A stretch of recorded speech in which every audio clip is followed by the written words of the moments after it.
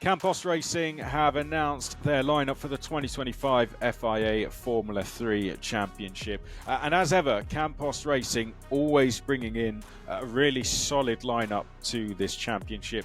They often do go with experience in this championship when they announce their lineup, but this time they've gone for it in big numbers. All returning drivers who are going into either their second season or, in the first case, their third season. Let's start with their most experienced driver.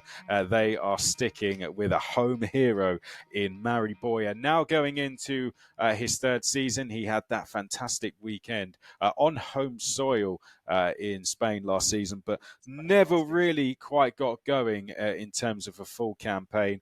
Mari Boya showed really good pace in pre-season testing and showed good pace throughout the season. Was often on the wrong end of incidents at times. Qualifying sometimes let him down. Mari Boya, though, has the capabilities of someone and the pace, definitely, who can challenge. Will this be his season? We'll find out. Tasanapol Inthraphuvasak, the driver from Thailand, he was with AIX Racing last year. We saw him on the podium alongside his teammate Nikita Bedrin at Hungary. Surprised many people, actually, I think, with his capabilities and his pace last season from where he graduated from.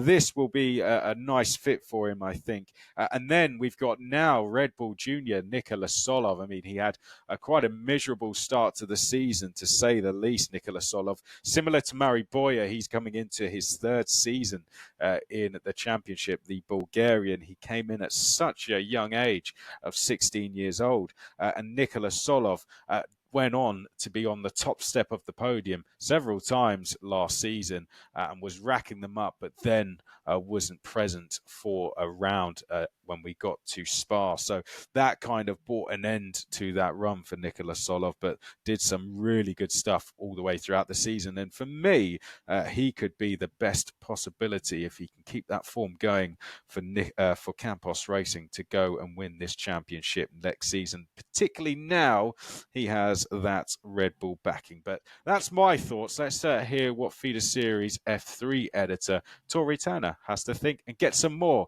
on these drivers.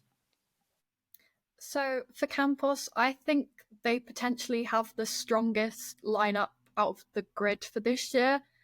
I think, like you said, they have two really big, strong contenders for the Drivers' Championship. And the thing about Campos in F3 is that every year they've kind of gradually improved with their drivers and also their position in the team standings. So I think they're definitely on an upwards trajectory. I mean, they've kind of stilled for the past 2 years. They finished on the exact same points in 2023 and 2024, which I think was 179 points. So I think that really shows they're there and they're here to stay. And especially with their lineup this year, I think they can challenge for both titles potentially. Like you said, I think my title favourite is Nikola Tsolov. He showed a lot of promise last year. Obviously, he won the sprints in Monaco and Austria. He also won the feature in Hungary, which shows that some drivers, they normally tend to kind of favour sprints or favour features. But I think that Nikola Tsolov, even in a tough season where he struggled at the start, he's shown that he can do both. So I really think that this year he will be up there and hopefully podiums, points, wins, the whole lot. Obviously, the cool thing about Campos is that he won his Spanish F4 title with the team in 2022. So it will be a nice team for him to return to, hopefully some familiar faces for him, little adjustment needed for him.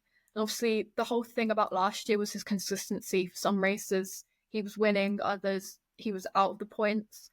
So I really do think if he can work on his consistency, he'll be in contention.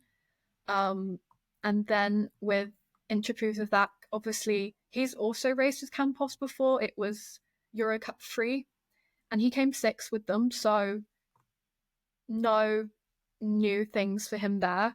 It's also his second season in F3. I'm hoping to see him more in the points. I think he was only in the points when he had his podium last year.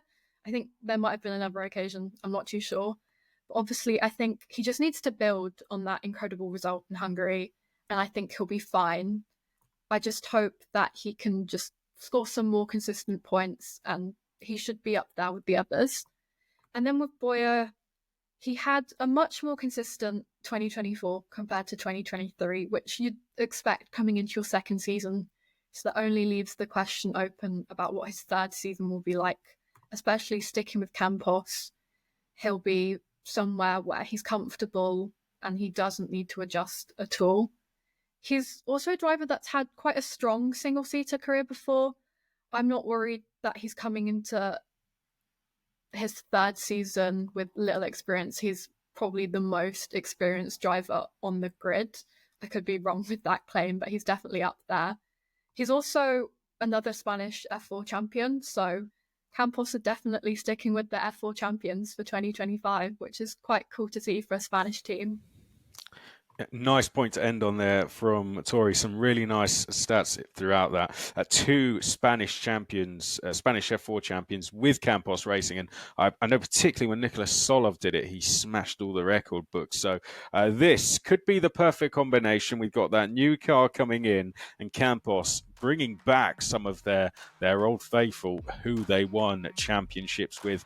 Does this make the perfect combination for a championship winning year for Campos Racing? And could they even do it with a Red Bull Junior in Nikola Tsolov, possibly one of their own in Mari Boya, or will it be Tasanapol Inthraphuvasak? Well, that's our thoughts. Let us know your thoughts in the comments below.